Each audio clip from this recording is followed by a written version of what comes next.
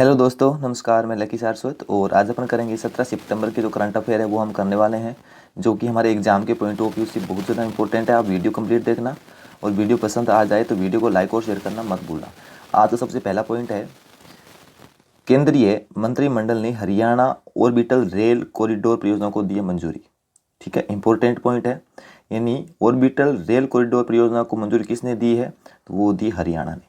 प्रधानमंत्री नरेंद्र मोदी की अध्यक्षता में आर्थिक मामलों की मंत्रिमंडलीय समिति ने वो पलवल से सोहना मानसेर खरखोदा होते हुए सोनीपत तक हरियाणा ऑर्बिटल रेल कॉरिडोर परियोजना को है वो मंजूरी देती है। यह परियोजना Haryana rail infrastructure development corporation limited यानी HRIDC द्वारा कार्यान्वित की जाएगी और परियोजना की अनुमति कार्य समापन जो है लागत है वो 5,617 करोड़ रुपए है। ठीक है, उसके बाद में ये जो थोड़ा लिखा हुआ है ये आपको थोड़ा सा ढंग से पढ़ लेना है। रेल लाइन पलवल से शुरू होकर जो है मौजूदा हरसाना कला स्टेशन यानी दिल्ली टू अंबाला खंड पर समाप्त होगी और यह परियोजना मौजूदा पातली स्टेशन यानी दिल्ली टू रेवाड़ी लाइन पर सुल्तानपुर स्टेशन जो है ये आपको थोड़ा थोड़ा देख लेना है, लेकिन ये क्वेश्चन इंपॉर्टेंट नहीं है, फिर भी आप इसको थोड़ा देख लेना है। ये परियोजना हरियाणा राज्य के अनुछुए क्षेत्रों को जोड़ेगी और इस तरह हरियाणा में आर्थिक और सामाजिक गतिविधियों को बढ़ावा देगी। हरियाणा के मुख्यमंत्री है वो है मनोहर लाल खट्टर जी और राज्यपाल है सत्यदेव नारायण आर्य। ठीक है, उसके बाद में पॉइंट नंबर 2 है, महाराष्ट्र सरकार ने माई फैमिली माई रिस्पॉन्सिबिलिटी अभियान का किया है शुभारंभ। इंपॉर्टेंट है कि माई फैमिली माई रिस्पॉन्सिबिलिटी का अभियान का शुभारंभ किस स्टेट ने किया है? तो ये किया महाराष्ट्र सरकार ने।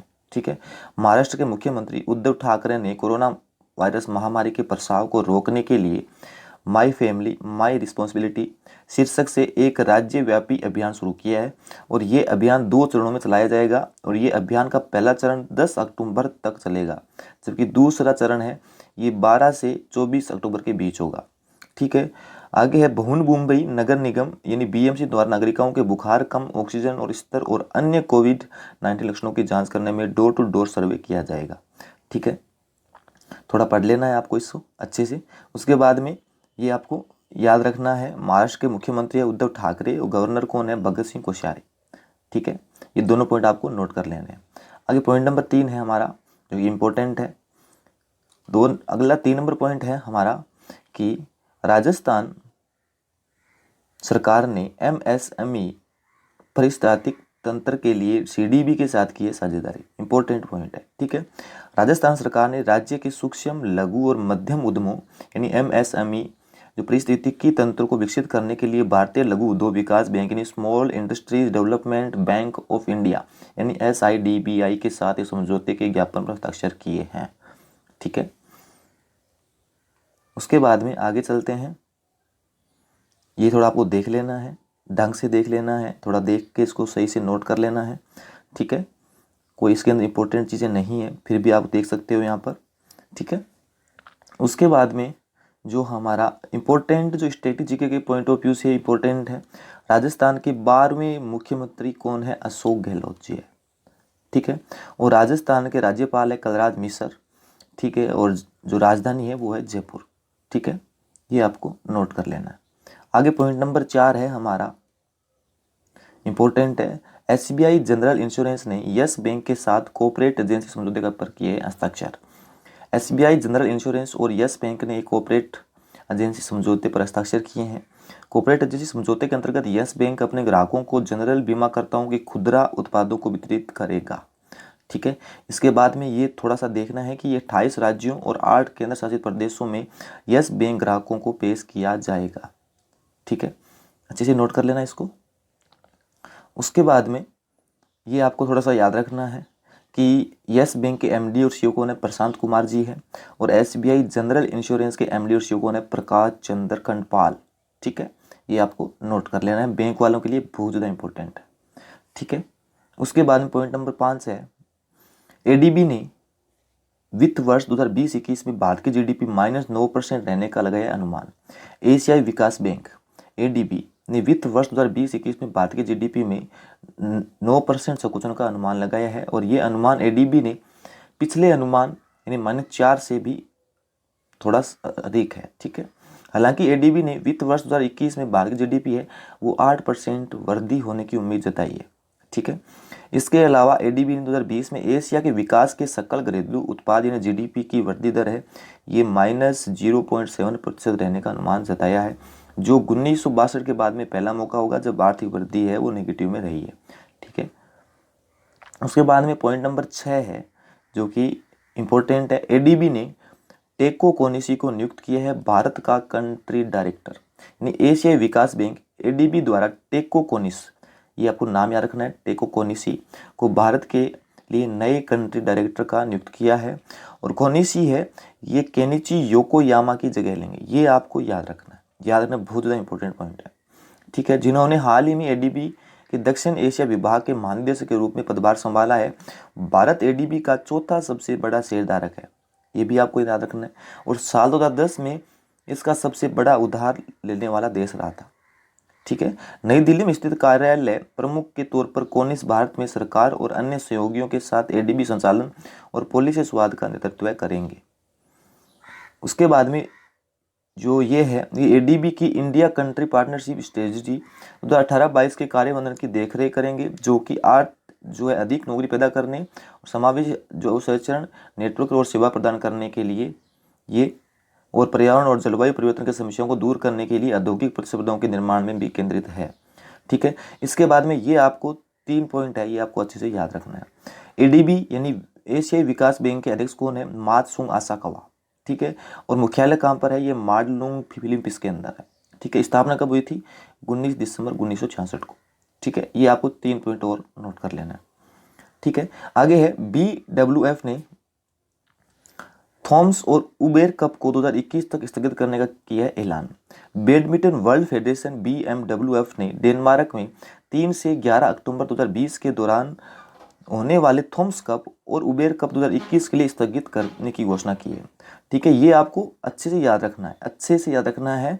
ठीक है, BWF ने थॉम्स और उबेर कप 2021 तक स्थगित करने के लिए वो किया ऐलान।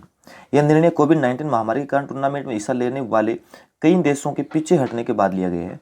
साथ ही विश्व पुरुष और महिला टीम चैंपियनशिप के पुनराधारित और वैकल्पिक तरीकों का निर्णय BWF द्वारा किया जाना अभी बाकी है, यानी बैडमिंटन वर्ल्ड फेडरेशन BWF। अब इसको ये 3 पॉइंट है, आपको ये स्ट्रेटेजी के पॉइंट ऑफ व्यू से इंपॉर्टेंट है। बैडमिंटन वर्ल्ड फेडरेशन का स्थापना कब हुई थी? 5 जुलाई 1934 को। और इसके अध्यक्ष कौन है? वो है पोल एरिक होयर लॉर्सन, ये भी आपको नोट करना है। इसका मुख्यालय कहाँ पर है? ये है कुआलालंपुर मलेशिया के अंदर। ठीक है, ये अच्छे से नोट कर लेना है, ये आपके दिमाग में सेट हो जाना चाहिए। ठीक है, उसके बाद में पॉइंट नंबर 8 है वर्चुअली मोड में आयोजित की गई भारत और अमेरिका की 10वीं DTTI समूह की बैठक। भारतीय और अमेरिका रक्षा प्रतिनिधिमंडल द्वारा रक्षा प्रौद्योगिकी और व्यापार पहल है वो DTTI समूह की 10वीं बैठक है वह वर्चुअली मोड में आयोजित की गई। ये आपको याद रखना है कि रक्षा और प्रौद्योगिकी और व्यापार पहल है ये किन दो देशों के बीच में होती है? भारत और अमेरिका के बीच में होती है। ठीक है, रक्षा मंत्रालय के रक्षा सचिव श्री राजकुमार ने अमेरिका के रक्षा विभाग के सचिव एलेन M लॉर्ड के साथ बैठक की सह अध्यक्षता की। ये भी पॉइंट आपको नोट करना है। बैठक के दौरान सह अध्यक्षों की रणनीति की साझेदारी के आशय पत्र पर हस्ताक्षर किए, जो कई विशेष DTTI परियोजनाओं पर विस्तृत योजना तैयार कर और उसमें इसकी प्रगति का पता लगा के रक्षा प्रौद्योगिकी सहयोग पर आपसी संवाद को मजबूत करने की मांग को भी दर्शाता है। ठीक है, इसके बाद में थोड़ा सा ये आपको देख लेना है। ठीक है, इसके अंदर इंपॉर्टेंट नहीं है कुछ ज़्यादा इतना। ठीक है, उसके बाद में अपन चलते हैं पॉइंट नंबर 9 पे। अंतर्राष्ट्रीय ओजोन परत संरक्षण दिवस 16 सितंबर को मनाया जाता है।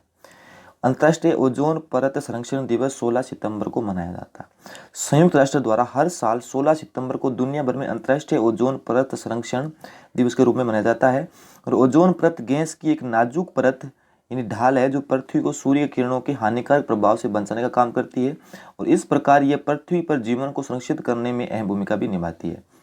वर्ष 2020 के लिए इस दिन का विषय था ozone for life 35 year of ozone layer of इसका जो है वो है। ठीक है, ये हमारा, इसको हमें क्या है कि इसका हमें ध्यान रखना चाहिए। ये वियना कन्वेंशन के 35 वर्षों के चिन्हित करने के लिए किया गया है। ठीक है, संयुक्त राष्ट्र महासभा द्वारा 19 दिसंबर 2000 को मनाए गए इस दिन को जाने की घोषणा की गई थी, क्योंकि यही तारीख है जब ओजोन परत के संरक्षण के लिए साल 1987 में बनाए गए मॉन्ट्रियल प्रोटोकॉल पर हस्ताक्षर किए थे। ओजोन परत की खोज है 1913 में फ्रांस के भौतिक वेदी फेब्री चार्लस और हेनरी बुसोनो ने की थी। ये दोनों आप नाम याद रखना। ओजोन परत की खोज है ये 1913 में फ्रांस के भौतिक विद थे, कौन थे? फेब्री चार्लस और हेनरी बुसोन ने की थी। और ओजोन गैस की एक परत है जो पृथ्वी को सूर्य की हानिकारक किरणों से बचाती है। ठीक है, ये आपको अच्छे से नोट कर लेना है, ये पॉइंट आपको अच्छे से नोट कर लेना है, लास्ट वाला। इसके बाद में ये आपको और नोट करना है स्टैटिक जीके के पॉइंट ऑफ व्यू से। संयुक्त राष्ट्र पर्यावरण और कार्यक्रम मुख्यालय जो स्थान है वो कहाँ पर है? केन्या के अंदर है। ठीक है, और संयुक्त राष्ट्र पर्यावरण कार्यक्रम प्रमुख कौन है? इगर एडरसन, ये भी नोट करना है। और इसकी स्थापना कब हुई थी? 5 जून 1972 को। ठीक है, ये 3 पॉइंट आपको स्टैटिक जीके के पॉइंट ऑफ व्यू से भी नोट करना है। उसके बाद में है जाने माने सामाजिक कार्यकर्ता स्वामी अग्निवेश का हो गया डेथ, है ना। यानी सामाजिक कार्यकर्ता और आर्य समाज के नेता स्वामी अग्निवेश का डेथ हो चुका है। उन्हें बड़े स्तर पर गुलामी और बंधु मजदूरी के खिलाफ अपने काम के लिए जाना जाता है। ठीक है, ये थोड़ा सा आपको पढ़ लेना है। ठीक है, ये कहाँ से थे और किस कैबिनेट मंत्री में कार्य करते थे। ठीक है, आगे चलते हैं। महाराष्ट्र के पूर्व क्रिकेटर सदाशिव पाटिल का हो गया निधन। ठीक है, ये भी इतना इंपॉर्टेंट नहीं है, फिर भी आपको नोट कर लेना है, क्योंकि एग्जाम में क्वेश्चन पूछ सकता है, ये भी बन सकता है। ठीक है, उसके बाद में पॉइंट नंबर हमारा 12 है, जो है 12 नंबर पॉइंट है, Amitabh Bachchan Alexa voice assistant को देंगे अपनी आवाज़ और अमेजन ने किया है करार। ये इसको थोड़ा सा देख लेना है। ठीक है, इतना ज़्यादा इंपॉर्टेंट नहीं है, लेकिन एक स्टैटिक जीके के अगर आप इसको पढ़ना चाहो तो ये पढ़ सकते हो। amazon.com जो है उसने अपने अलेक्सा वॉइस असिस्टेंट के लिए बॉलीवुड अभिनेता अमिताभ बच्चन को साइन किया है। इस डील के बाद अमिताभ बच्चन अलेक्सा को अपनी आवाज़ देने वाले पहले भारतीय सेलिब्रिटी भी बन गए। ये नहीं इंपॉर्टेंट पॉइंट है। ठीक है, इसके बाद वे अलेक्सा यूजर्स अमिताभ बच्चन की आवाज़ वाले अलेक्सा को खरीदकर अमिताभ बच्चन को दमदार आवाज़ का अनुभव भी कर सकेंगे। और अमेजन ने पहली बार अलेक्सा के लिए किसी सेलिब्रिटी आवाज़ का इस्तेमाल किया गया है, जब हॉलीवुड अभिनेता सैमुअल एल जैक्सन को अलेक्सा पर पहली फिल्म बनाई थी। ये आप नोट कर सकते हो। ठीक है, ये थोड़ा सा देख के फिर आगे अपन चलते हैं। जो ये अपने 4 पॉइंट है ये इंपॉर्टेंट है। सीईओ कौन है? जेफ बेजोस है। और इसके संस्थापक कौन है? जेफ बेजोस है। स्थापना कब हुई थी? 5 सितंबर 1994 को। और इसका मुख्यालय कहाँ पर है? ये सिएटल वाशिंगटन डीसी के अंदर है। ठीक है, उसके बाद में हमारा पॉइंट नंबर 13 है, पेटीएम फर्स्ट गेम्स ने सचिन तेंदुलकर को बनाया है अपना ब्रांड एम्बेसडर। इंपॉर्टेंट पॉइंट है। ये है डिजिटल वित्तीय सेवा प्लेटफॉर्म पेटीएम की सहायक कंपनी पेटीएम फर्स्ट गेम्स यानी पीएफजी ने क्रिकेट दिग्गज सचिन तेंदुलकर को अपना ब्रांड एम्बेसडर बनाया है। ठीक है, इसका थोड़ा देख लेना है। और पेटीएम 2022 तक आईपीएल का आधिकारिक एम्पायर साझेदार है और भारतीय क्रिकेट का टाइटल प्रायोजक भी रहेगा। ठीक है, इसके बाद में आपको ये पॉइंट नोट करना है कि पेटीएम के अध्यक्ष कौन है? नायर है। और इसके संस्थापक कौन थे? विजय शेखर जी हैं। ठीक है, पेटीएम स्थापित कब किया गया था? ये किया गया 10 अगस्त को। ठीक है, और इसका मुख्यालय कहाँ पर है? अपने भारत में नोएडा उत्तर प्रदेश के अंदर। ठीक है, तो आज के लिए इतना ही दोस्तों। बाय बाय, टेक केयर, मिलते हैं नेक्स्ट क्लास के अंदर। Thank you so much.